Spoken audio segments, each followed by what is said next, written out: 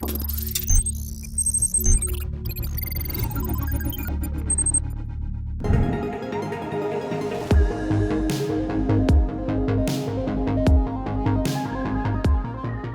Maruti Suzuki XL6 has arrived. This is a premium MPV that drives in from the Nexa retail channel and will, of course, therefore only be available at Nexa, which is why here at the launch you're seeing it in signature Nexa Blue.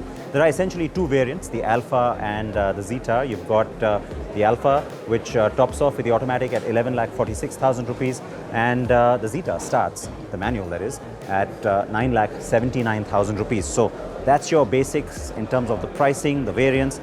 In the car itself, you will see a lot of changes, a lot of difference. The emphasis is on an SUV-like stance and styling, while of course maintaining the convenience of an MPV, says the company. The face, very premium, full LED cluster and a much more upright look with that front grille. I am going to get more details on this now from C.V Raman, who heads engineering at Maruti Suzuki. Good to see you, as always. As always. Congratulations, as always, because, you know, Maruti can't seem to do much wrong when it comes to product. This is completely uncharted territory when it comes to not just Maruti, but in some ways the market as well. A premium MPV, yes, people might argue that we've got the bigger one from Toyota that's been premium, but this is very specifically premium. You've gone after something new. Yeah, absolutely, and that was the intent because we have, as you know, two channels. We have the Arena and we have the Nexa channel. And we have premium customers who are looking for something more. And this is going to be our first offering.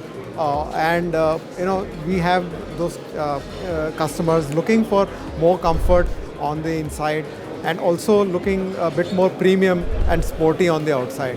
So from that, the intent was to make it more SUV stance, raise the hood and provide a very good graphic on the front so that it kind of embodies a SUV. And on the interior, make it more premium.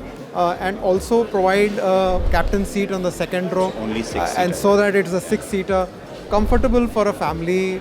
Make it, and as a concept, we try to make the vehicle from the beginning. The Ertiga has been, it means it is compact from the outside, but still very, in the interiors, the space is very good and very maneuverable in tight spaces, even in the city roads. I think very, very urban-oriented car, I would say. And from that perspective, urban, premium, SUV-ish and having that luxurious feel for the customer. The reason I said what I said about going after something new is because, I mean, this is not just the top-end variant of the Ertiga, like you said. Yeah. At the time you were developing the Ertiga, obviously you had this in mind. I mean, you must not have done this as an afterthought. Having said that, the Ertiga, when it first came to the market, the second generation, it already impressed people with its sort of premiumness. It was a big step up from the first car. Absolutely. You've seen a lot of individual buyers, families opting for that. It's not just a fleet vehicle. How does this sort of take things up another notch, you think? Definitely from that perspective, from the first generation Ertiga, the second generation Ertiga, as you said rightly, was a step up for the customer. From a product perspective, it was providing more space on the interior and also providing a lot more features. With the XL6, we have gone one step higher. We aim to create a new segment. We want to, for the luxury passenger, for the customer, it's something which he would, quickly get attracted, and it gives a different space, for the Arena Ertiga versus the XL6 in the Nexa.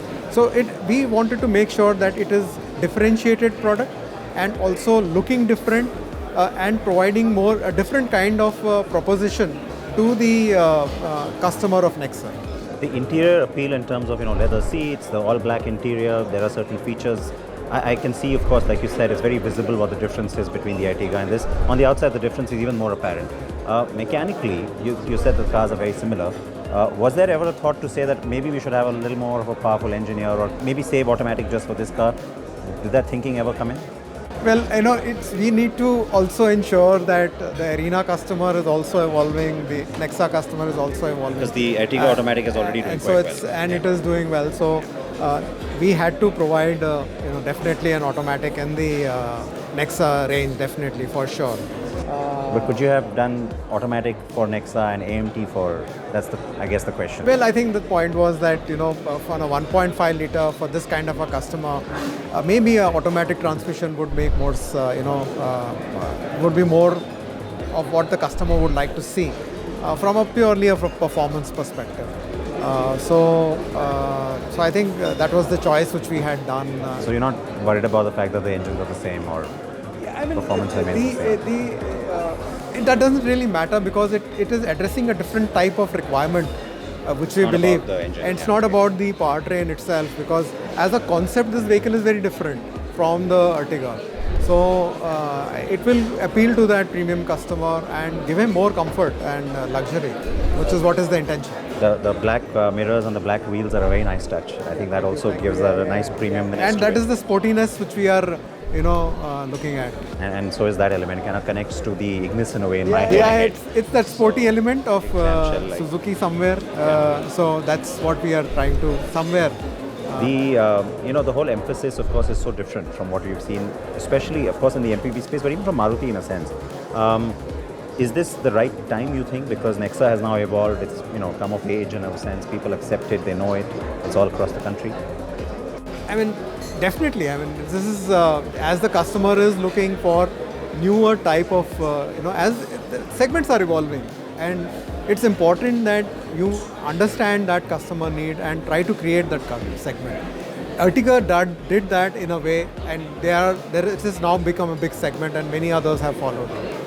We intend that with this we will be able to create another dimension to that segment and create one more sub-segment in that overall MPV segment. So I think we need to continuously evolve. Nexa customers are evolving, and as their aspirations are changing, we definitely need to address it. What part of this could have taken you purely into SUV territory? Do you think there was an intentional, let's say, a boundary that you didn't want to cross? Because you could have gotten higher ground clearance, bigger wheels. Actually, yes, that's one thing which is there. And we've seen some of your competition doing things like this. Yeah, we could have, and one could have always done it. And I always say that engineering-wise, one can always do whatever is required to be done as far as the bigger wheel is concerned, bigger tire sizes, and gone more. But I think we need to have a balance, and we need to ensure that the portfolios are evenly matched across our both channels. So I think from our perspective, I think we did that balance. There's the last question which I know you'll not give me a proper answer to for obvious reasons. So let me not ask it in a direct way. We've got the premium hatchbacks, we've got the sporty urban car, the Ignis. We've got the MPV now. We had the crossover, which was the first Nexa product. There's room for an SUV, you think, in Nexa? Perhaps a really small one. Well, there is a progression which is there, and we have to manage that progression between both the channels. And so definitely, I think it's a thought which we have put in our mind. So definitely, we'll see how we have to work on it. Right, fair enough. I'll not go further than that. You know where I'm going with it, so I'll leave it there. Thank you. Always a pleasure, and congrats. Many congrats.